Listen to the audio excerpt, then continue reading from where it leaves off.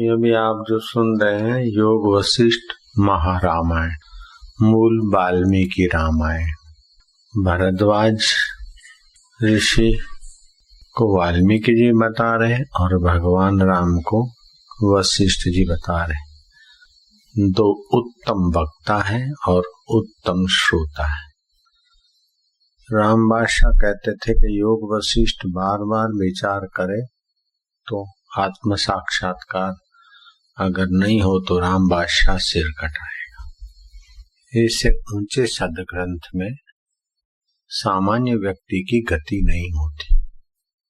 तो सामान्य व्यक्ति को उचित है कि वो तीर्थ करे, यज्ञ करे, दान करे, पुण्य करे, उपवास करे, ताकि उसके पुण्य बढ़ जाए। तब इस ग्रंथ के सुनने में उसका अधिकार बनेगा तो रुचि होगी।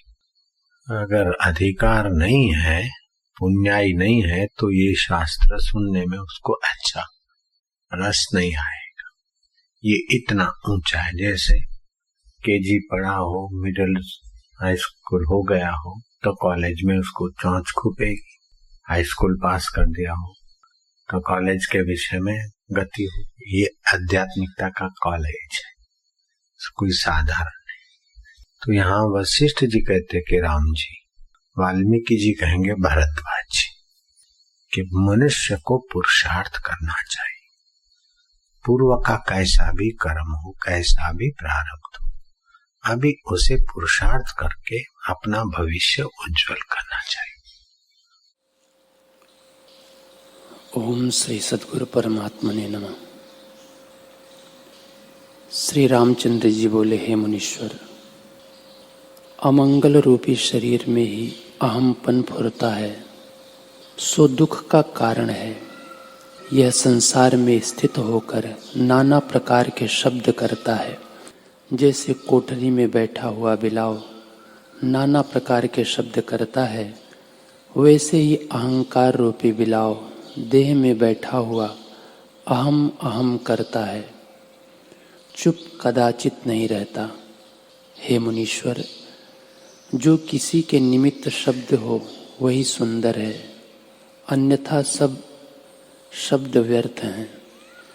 जैसे जय के निमित्त ढोल का शब्द सुंदर होता है, वैसे ही अहंकार से रहित जो पद है वही शोभनीय है और सब व्यर्थ हैं। शरीर रूपी नौका भोग रूपी रेत में पड़ी है, इसलिए इसका पार होना कठिन है। जब वैराग्य रूपी जल बढ़े और प्रवाह हो और अभ्यास रूपी पतवार का बल लगे, तब संसार के पार रूपी किनारे पर पहुंचते हैं। शरीर रूपी बेड़ा है जो संसार रूपी समुद्र और तृष्णा रूपी जल में पड़ा है, जिसका बड़ा प्रवाह है, और भोग रूपी उसमें मगर हैं, सो शरीर रूपी बेड़े को पार नहीं लगने देते। जब शरीर रूपी बेड़े को वैराग्य रूपी वायु और अभ्यास रूपी पतवार का बल लगे, तब शरीर रूपी बेड़ा पार हो।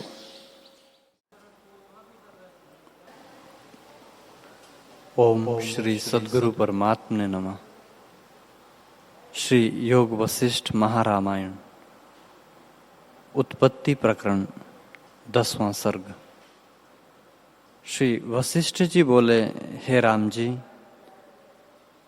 पर ब्रह्म सम, शांत, स्वच्छ, अनंत, चिन्ह मात्र और सर्वदा काल अपने आप में स्थित है। उसमें सम असम रूप जगत उत्पन्न हुआ है। सम अर्थात सजातीय रूप और असम अर्थात भेद रूप कैसे हुए सो भी सुनिए। प्रथम तो उसमें चैत्य का फुरना हुआ है, उसका नाम जीभ हुआ और उसने दृश्य को चेता। उससे तन मात्र, शब्द, स्पर्श, रूप, रस और गंध उपजे। उन्हीं से पृथ्वी, आप, तेज, वायु और आकाश पंचभूत रूपी वृक्ष हुआ, और उस वृक्ष में ब्रह्मांड रूपी फल लगा। इससे जगत का कारण पंच तन्मात्रा हुई है, और तन्मात्रा का बीज आदि संबित आकाश है, और इसी से सर्व जगत ब्रह्म रूप हुआ। हे राम जी, जैसा बीज होता है वैसा ही फल होता है। इसका बीज पर ब्रह्म है, तो यह भी पर ब्रह्म हुआ, जो आदि अचेत चिन्मात्र स्वरूप परमाकाश है, और जिस चैतन्य संबित में जगत भासता है वह जीवाकाश है। वह भी शुद्ध निर्मल है, क्योंकि वह पृथ्वी आदि भूतों से रहित है।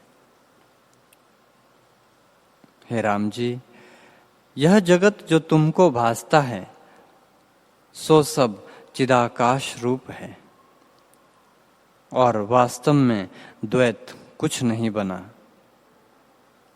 यह मैंने तुमसे ब्रह्माकाश और जीवाकाश कहा।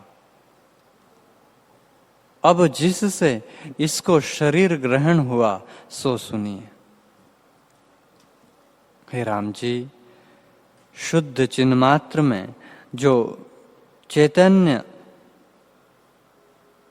उन्मुखत्व अहम अस्मि हुआ, और उस अहम भाव से आपको जीव अणु जानने लगा। अपना वास्तव स्वरूप अन्य भाव की नाई होकर जीव अणु में जो अहम भाव दृढ़ हुआ, उसी का नाम अहंकार हुआ। उस अहंकार की दृढ़ता से निश्चयात्मक बुद्धि हुई, और उसमें संकल्प रूपी मन हुआ। जब मन इसकी ओर संसरने लगा, तब सुनने की इच्छा की।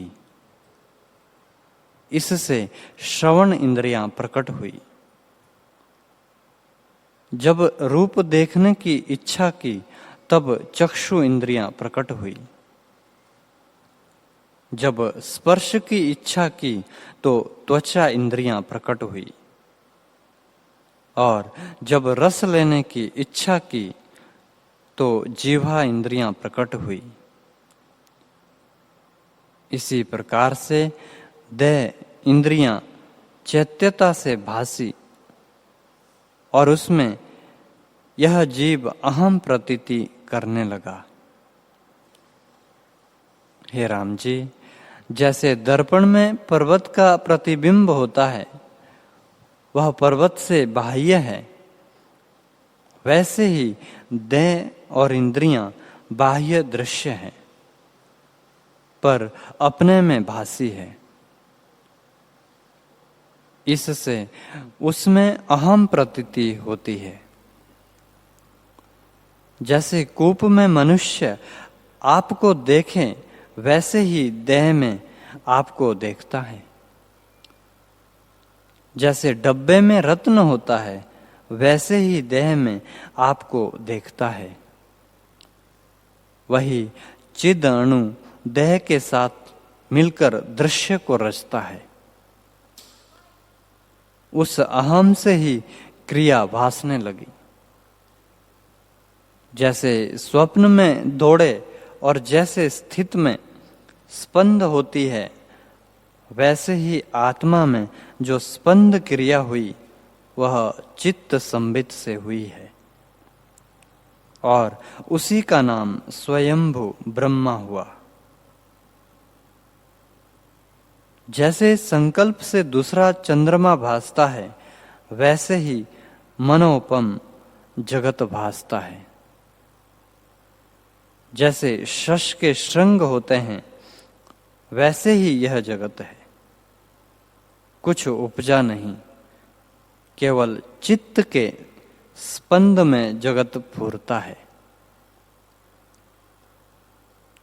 जैसे जैसे चित्त फुरता गया, वैसे वैसे देश, काल, द्रव्य, स्थावर, जंगम जगत की मर्यादा हुई। इससे सब जगत संकल्प रूप है। संकल्प से इतर जगत का आकार कुछ नहीं। संकल्प फुरता है तब आगे जगत दृश्य भासता है, और संकल्प निस्पंद होता है तब दृश्य का अभाव होता है। हे राम जी, इस प्रकार से यह ब्रह्मा निर्वाण हो फिर और उपजते हैं। इससे सब संकल्प मात्र ही है। जैसे नटवा नाना प्रकार के पट के सवांग करके बाहर निकल आता है, वैसे ही देखो यह सब माया मात्र है। हे राम जी, जब चित्त की ओर संसरता है तब दृश्य का अंत नहीं आता,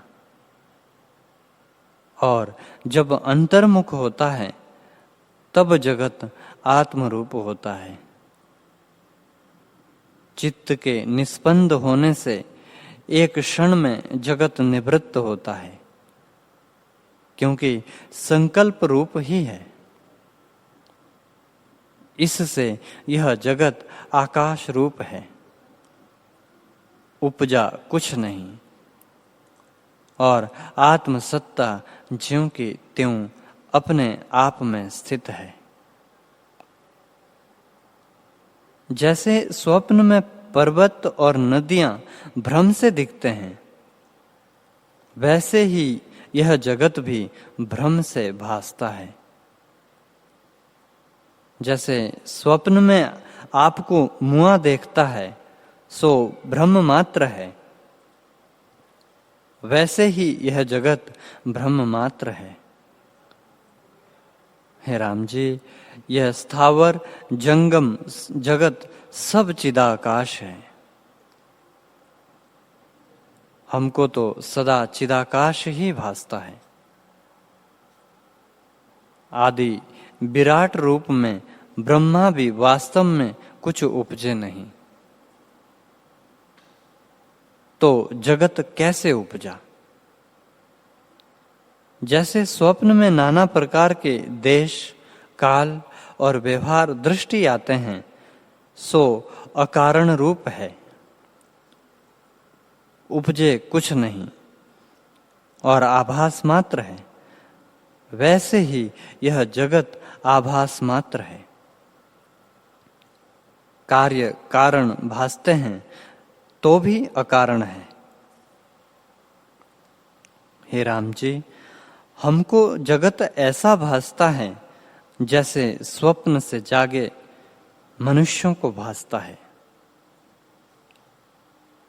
जो वस्तु अकारण भासी है सो भ्रांति मात्र है। जो किसी कारण द्वारा जगत नहीं उपजा तो स्वप्नवत है। जैसे संकल्पपुर और गंधर्व नगर भासते हैं, वैसे ही यह जगत भी जानो। आदि विराट आत्मा अंतवाहक रूप है, और वह पृथ्वी आदि तत्वों से रहित आकाश रूप है। तो यह जगत आदि भौतिक कैसे हो? सब आकाश रूप है। वशिष्ठ जी बोले, हे राम जी, यह दृश्य मिथ्या रूप असत रूप है। जो है सो निराम्य ब्रह्म है। यह ब्रह्मा आकाश ही जीव की नाई हुआ है। जैसे समुद्र द्रवता से तरंग रूप होता है, वैसे ही ब्रह्म जीव रूप होता है। आदि संबित स्पंद रूप ब्रह्मा हुआ है, और उस ब्रह्मा से आगे जीव हुए हैं। जैसे एक दीपक से बहुत दीपक होते हैं और जैसे एक संकल्प से बहुत संकल्प होते हैं, वैसे ही एक आदि जीव से बहुत जीव हुए हैं। जैसे थंबे में शिल्पी पुतलियां कल्पता है, पर वह पुतलियां शिल्पी के मन में होती है। थंबा ज्यों का त्यों ही स्थित है। वैसे ही सब पदार्थ आत्मा में मन कल्पे हैं। वास्तव में आत्मा ज्यों का त्यों ब्रह्म है। उन पुतलियों में बड़ी पुतली ब्रह्म है और छोटी पुतली जीव है। जैसे वास्तव में थंबा है, पुतली कोई नहीं उपजी, वैसे ही वास्तव में आत्म सत्ता है, जगत कुछ उपजा नहीं। संकल्प से भासता है और संकल्प के मिटने से जगत कल्पना मिट जाती है। इतना सुन राम जी ने पूछा, हे भगवान, एक जीव से जो बहुत जीव हुए हैं, तो क्या वे पर्वत में पाषाण की नाई उपजते हैं या कोई जीवों की खानी है,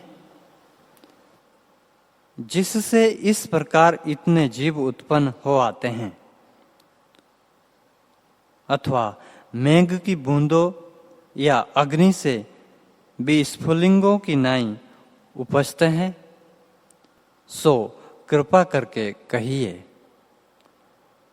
और एक जीव कौन है जिससे संपूर्ण जीव उपजते हैं? वशिष्ठ जी बोले, हे राम जी, ना एक जीव है और ना अनेक है। तेरे ये वचन ऐसे हैं जैसे कोई कहे कि मैंने शश के श्रृंग उड़ते देखे हैं। एक जीव तो नहीं उपजा, मैं अनेक कैसे कहूं? शुद्ध और अद्वैत आत्मसत्ता अपने आप में स्थित है। वह अनंत आत्मा है, उसमें भेद की कोई कल्पना नहीं है। हे राम जी, जो कुछ जगत तुमको भासता है, सो सब आकाश रूप है। कोई पदार्थ उपजा नहीं, केवल संकल्प के फुरने से ही जगत भासता है। जीव शब्द और उसका अर्थ आत्मा में कोई नहीं उपजा। यह कल्पना भ्रम से भासती है। आत्मसत्ता ही जगत की नाई भासती है। उसमें ना एक जीव है और ना अनेक जीव है। हे राम जी, आदि विराट आत्मा आकाश रूप है, उससे जगत उपजा है। मैं तुमको क्या कहूं? जगत विराट रूप है, विराट जीव रूप है और जीव आकाश रूप है। फिर और जगत क्या रहा और जीव क्या हुआ? सब चिदाकाश रूप है। ये जितने जीव भासते हैं वे सब ब्रह्म स्वरूप है। द्वैत कुछ नहीं और ना इसमें कुछ भेद है। राम जी ने पूछा, हे मुनीश्वर, आप कहते हैं कि आदि जीव कोई नहीं, तो इन जीवों का पालने वाला कौन है? वह नियामक कौन है जिसकी आज्ञा में ये विचरते हैं? जो कोई हुआ ही नहीं तो ये सर्वज्ञ और अल्पज्ञ क्यों होते हैं और एक में कैसे हैं? वशिष्ठ जी बोले, हे राम जी, जिसको तुम आदि जीव कहते हो वह ब्रह्म रूप है। वह नित्य, शुद्ध और अनंत शक्तिमान अपने आप में स्थित है। उसमें जगत कल्पना कोई नहीं। हे राम जी, जो शुद्ध चिदाकाश अनंत शक्ति में आदि चित्त किंचन हुआ है, वही शुद्ध चिदाकाश ब्रह्म सत्ता जीव की नाई भासने लगी है। स्पंद द्वारा हुए की नाई भासती है, पर अपने स्वरूप से इतर कुछ हुआ नहीं। चैतन्य संबित आदि स्पंद से विराट ब्रह्मारूप होकर स्थित हुआ है और उसने संकल्प करके जगत रचा है। उसी ने शुभ अशुभ कर्म रचे हैं और उसी ने नीति रची है। अर्थात यह शुभ है और यह अशुभ है।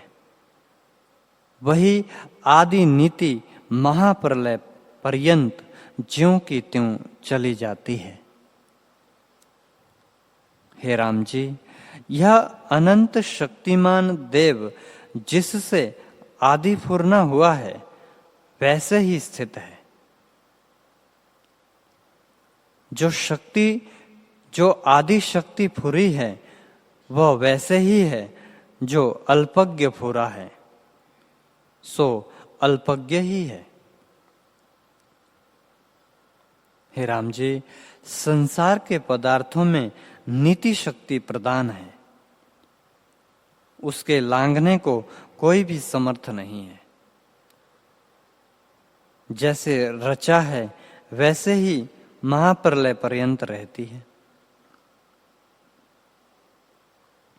हे राम जी, आदि नित्य विराट पुरुष अंतवाहक रूप पृथ्वी आदि तत्वों से रहित है और यह जगत भी अंतवाहक रूप पृथ्वी आदि तत्वों से नहीं उपजा।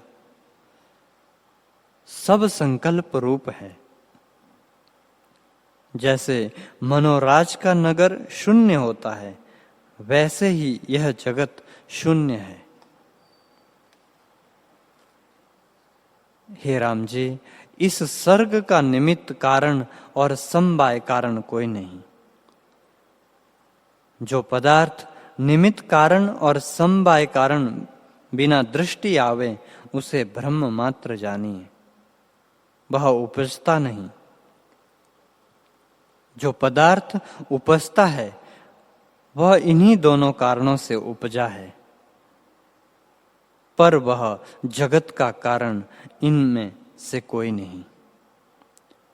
ब्रह्म सत्ता नित्य, शुद्ध और अद्वैत सत्ता है। इसमें कार्य कारण की कल्पना कैसे हो? हे राम जी, यह जगत अकारण है, केवल भ्रांति से भासता है। जब तुमको आत्म विचार उपजेगा, तब दृश्य भ्रम मिट जाएगा। जैसे दीपक हाथ में लेकर अंधकार को देखिए तो कुछ दृष्टि नहीं आता, वैसे ही जो विचार करके देखोगे तो जगत भ्रम मिट जाएगा। जगत भ्रम मन के फुरने से ही उदय हुआ है। इससे संकल्प मात्र है। इसका अधिष्ठान ब्रह्म है। सब नाम रूप उस ब्रह्म सत्ता में कल्पित है और षट विकार भी उसी ब्रह्म सत्ता में फुरे हैं। पर सबसे रहित और शुद्ध चिदाकाश रूप है और जगत भी वह रूप है। जैसे समुद्र में द्रवता से तरंग, बुदबुदे और फेन भासते हैं, वैसे ही आत्मसत्ता में चित्त के फुरने से जगत भासता है। जैसे आदि चित्त में पदार्थ सत्ता दृढ़ हुई है, वैसे ही स्थित है और आत्मा के साथ अभेद है।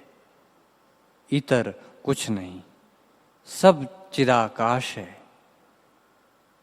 इच्छा, देवता, समुद्र, पर्वत, ये सब आकाश रूप हैं। हे राम जी, हमको सदा चिदाकाश रूप ही भासता है और आत्म सत्ता ही मन, बुद्धि, पर्वत, कंदरा सब जगत होकर भासती है। जब चैतन्य मुखत्व होती है, सब जगत भासता है। जैसे वायु स्पंद रूप होती है तो भासती है और निस्पंद रूप होती है तो नहीं भासती, वैसे ही चित्त संवेदन स्पंद रूप होता है तो जगत भासता है, और जब चित्त संवेदन स्फुरण रूप होता है तो जगत कल्पना मिट जाती है। चिन्ह मात्र में जो चैत्य भाव हुआ है, इसी का नाम जगत है। जब चैत्य से रहित हुआ तो जगत मिट जाता है। जब जगत ही ना रहा तो भेद कल्पना कहाँ रही। इससे ना कोई कार्य है, ना कारण है, और ना जगत है। सब ब्रह्म मात्र कल्पना है। शुद्ध चिन्मात्र अपने आप में स्थित है। हे राम जी, शुद्ध चिन्मात्र में चित्त सदा किंचन रहता है। जैसे मिर्चों के बीच में तीक्ष्णता सदा रहती है, परंतु जब कोई खाता है तब तीक्ष्णता भासती है, अन्यथा नहीं भासती। वैसे ही जब चित्त संवेदन चैतन्य मुख होता है तब जीव को जगत भासता है, और संवेदन से रहित जीव को जगत कल्पना नहीं भासती।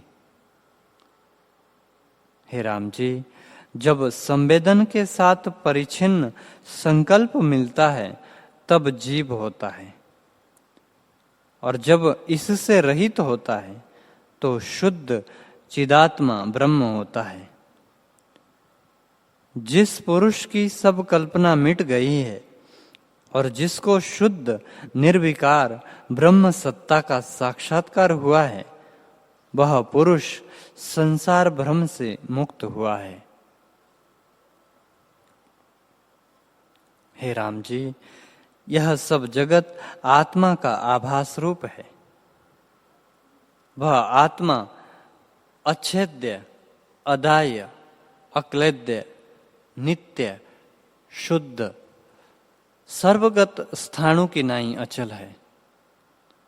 अतः जगत चिदाकाश रूप है। हमको तो सदा ऐसे ही भासता है, पर अज्ञानी वाद विवाद क्या करते हैं। हमको वाद विवाद कोई नहीं, क्योंकि हमारा सब भ्रम नष्ट हो गया है। हे राम जी, यह सब जगत ब्रह्म रूप है और द्वैत कुछ नहीं। जिसको यह निश्चय हो गया है, उसको सब अंग अपना स्वरूप ही है। तो निराकार और निर्वपु सत्ता के अंग अपना स्वरूप क्यों ना हो।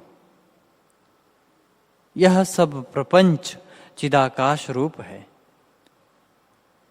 परंतु अज्ञानी को भिन्न भिन्न और जन्म मरण आदि विकार भासते हैं, और ज्ञानवान को सब आत्म रूप ही भासते हैं। पृथ्वी, आप, तेज, वायु और आकाश सब आत्मा के आश्रय फूरते हैं, और चित्त शक्ति ही ऐसे होकर भासती है। जैसे वसंत ऋतु आती है तो रसा शक्ति से वृक्ष और बेलें सब प्रफुल्लित होकर भासती है, वैसे ही चित्त शक्ति की स्पंदता ही जगत रूप होकर भासती है। हे राम जी, जैसे वायु स्पंदता से भासती है वैसे ही जगत फुरने से भासता है, वैसे ही चित्त संवित जगत रूप होकर भासता है। फुरने से ही जगत है और कोई वस्तु नहीं।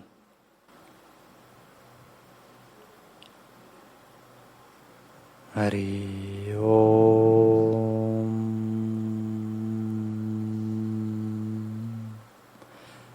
ओम सहनावतु सहना भुनक्तु सह वीर्यं करवावहै तेजस्विनामधीतमस्तु मा विद्विषावहै। ओम शांति शांति शांति। श्री सद्गुरुदेव भगवान की जय।